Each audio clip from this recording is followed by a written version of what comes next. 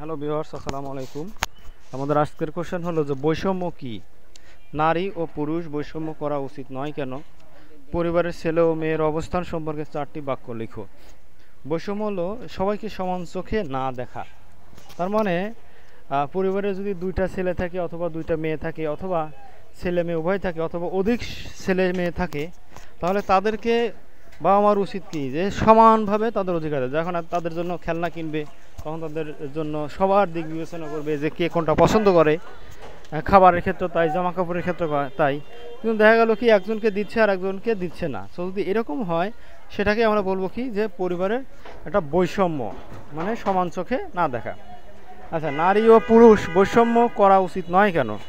দেশের উন্নয়নে নারী পুরুষের সমান অধিকার রয়েছে বা সমান অবদান রয়েছে বলে কোনোরূপে বৈষম্য করা উচিত নয়। বর্তমানে কি সমাজে নারী পুরুষ সমানভাবে অবদান রাখছে, তাই তাদের ক্ষেত্রে কখনো বৈষম্য করা উচিত নয়। ওকে, পরিবারের ছেলে ও মেয়ের অবস্থান সম্পর্কে 4টি বাক্য লিখো। তাহলে পরিবারের ছেলে ও মেয়ে শিশুকে সমান দৃষ্টিতে দেখতে হবে, 1 নম্বর। 2 নম্বর কি পরিবারের সবাইকে শিক্ষা গ্রহণ করার অধিকার প্রদান করতে হবে, 2 নম্বর।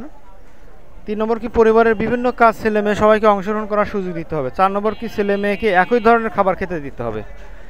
সো বন্ধুরা, এই ছিল আমাদের আজকের ভিডিও। আশা করি ভিডিওটা ভালো লেগেছে। আর সবাইকে রিকোয়েস্ট করব, যারা আমার চ্যানেলকে এখনও সাবস্ক্রাইব করা নাই, প্লিজ সাবস্ক্রাইব মাই চ্যানেল।